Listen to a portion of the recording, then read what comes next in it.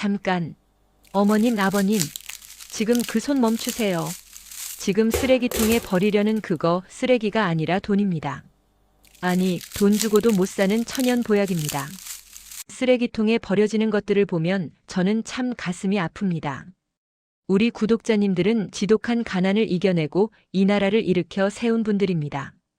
근검절약이 몸에 배신 분들이죠. 그런데 정작 내 몸을 살리는 보약까지 버리고 계셨습니다. 오늘 영상은 단순한 살림 팁이 아닙니다. 평생 절약해 오신 우리 어머님, 아버님들의 지혜가 얼마나 위대한지 과학적으로 증명해 드리는 시간입니다. 제가 오늘 알려드릴 6가지 재료는 지금 바로 이 계절, 11월과 12월에 나오는 부산물이며 단돈 1원도 들이지 않고 겨울철 뇌졸중, 감기, 심지어 우울증까지 막아주는 기적의 묘약입니다. 오늘 영상 끝까지 보시고 이제부터 당당하게 챙겨 드세요. 여러분의 알뜰함은 절대 궁상이 아니라 최고의 의술입니다. 자, 그럼 첫 번째 영원 보약부터 바로 시작하겠습니다.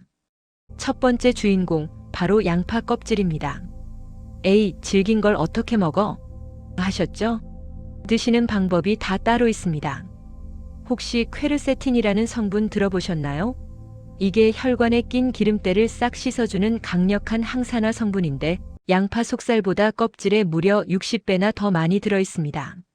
속살만 드시는 건 알맹이 없는 찐빵 드시는 거나 마찬가지예요.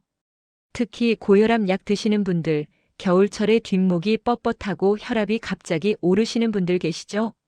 양파 껍질차 하루 한 잔이면 혈관이 보들보들해집니다. 만드는 법은 아주 쉽습니다.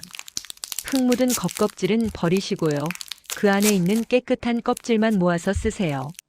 잔류 농약 걱정이시라면 식초물에 5분만 담가두시면 걱정 없습니다. 물 2리터에 껍질을 손 한 줌 넣고 물이 반으로 줄어들 때까지 푹 끓이세요. 이때 색깔이 붉은 노랑으로 진하게 우러나옵니다. 맛은요? 전혀 맵지 않고 구수한 둥글레차 맛이 나요. 팁 하나 더. 한꺼번에 많이 모아서 세척 후 지퍼백에 넣어 냉동 보관하세요.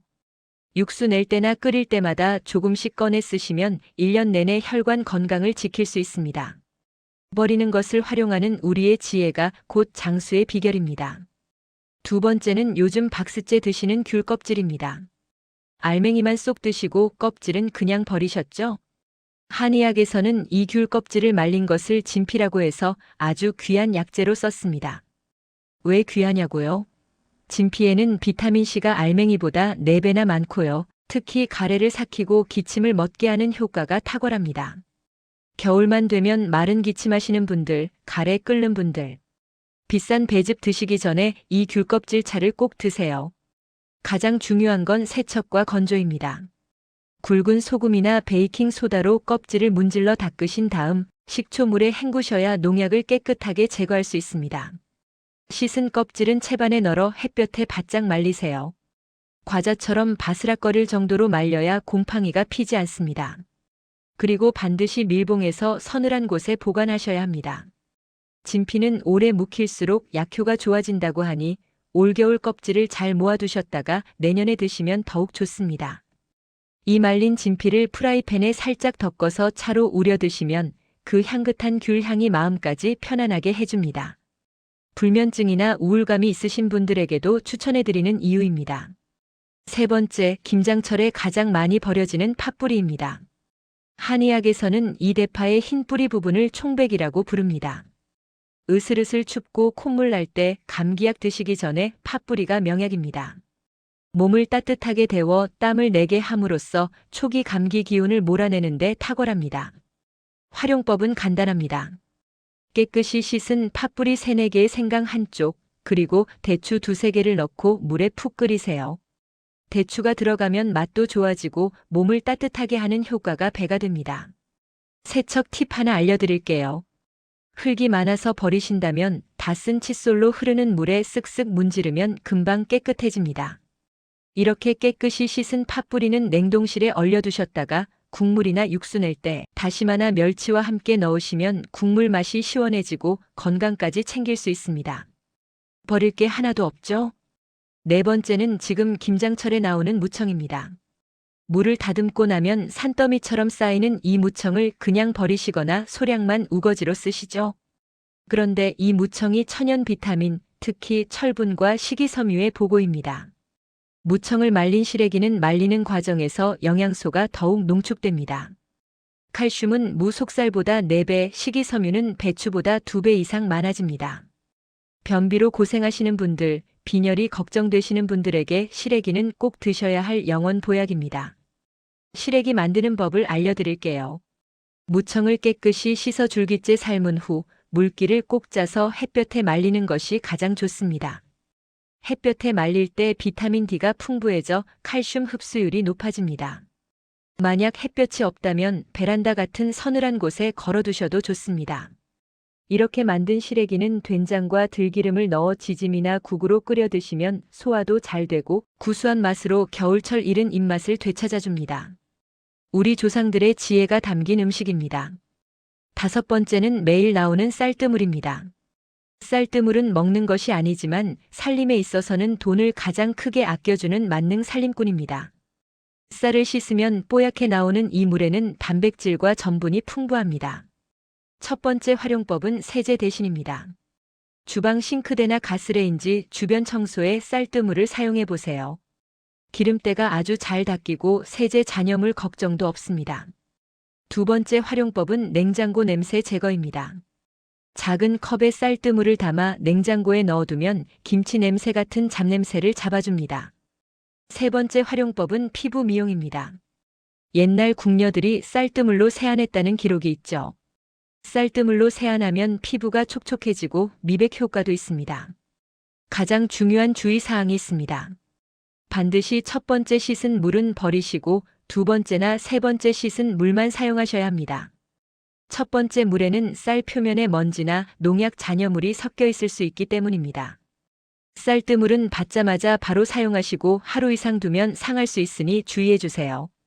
6번째는 비교적 현대적인 부산물, 커피 찌꺼기입니다. 우리 구독자님들 중에서도 이제 집에서 드립 커피나 캡슐 커피 즐기시는 분들 많으시죠? 이 커피 찌꺼기 역시 그냥 버리기에는 너무 아까운 보물입니다. 첫 번째 효능은 강력한 탈취 효과입니다. 쌀뜨물과 비슷하지만 커피 찌꺼기는 특히 습기와 냄새를 동시에 잡는 데 탁월합니다. 신문지에 넓게 펼쳐 햇볕에 바짝 말린 후 양파망이나 다시백에 넣어 냉장고, 신발장, 옷장 속에 넣어두시면 훌륭한 천연 제습제와 탈취제가 됩니다. 이때 완전히 말리지 않으면 곰팡이가 필 수 있으니 주의해 주세요. 두 번째 효능은 천연 비료입니다. 화분에 커피 찌꺼기를 소량 섞어주면 벌레를 쫓고 식물 성장에 필요한 영양분을 공급해주는 천연 비료가 됩니다. 단 너무 많이 주면 오히려 식물이 죽을 수 있으니 흙과 잘 섞어 소량만 사용해야 합니다. 세 번째 효능은 청소입니다. 커피 찌꺼기를 물에 살짝 섞어 걸레에 묻혀서 나무 가구나 원목 바닥을 닦아보세요. 은은한 윤기가 돌면서 나무 냄새도 잡아줍니다. 오늘 우리는 쓰레기통에서 건져낸 6가지 보약에 대해 알아보았습니다. 양파 껍질, 귤 껍질, 팥뿌리, 무청, 쌀뜨물, 커피 찌꺼기까지. 이 모두가 돈 한 푼 안 들이고 우리 건강과 살림을 지켜주는 소중한 자원입니다. 다시 한번 강조합니다. 딱 2가지만 명심하세요. 첫째, 모든 껍질은 흐르는 물에 깨끗이 씻고 잔류 농약을 제거해야 합니다. 식초나 베이킹 소다는 필수입니다. 둘째, 물에 끓여 드시는 것은 괜찮지만 특정 질환으로 약을 복용 중이시라면 과다 섭취는 피하시고 주치의와 상의하시는 것이 안전합니다. 모든 천연 재료도 과하면 독이 될 수 있습니다. 우리 구독자님들 그동안 알뜰살뜰하게 사시느라 고생 많으셨습니다. 여러분의 절약 정신은 결코 낡은 습관이 아니라 시대를 초월하는 지혜입니다. 오늘 영상 보시고 나도 이거 활용하고 있는데 하는 나만의 꿀팁이 있다면 댓글로 알려주세요. 서로 좋은 정보 나누면 좋잖아요. 여러분의 실천이 가장 큰 보약입니다.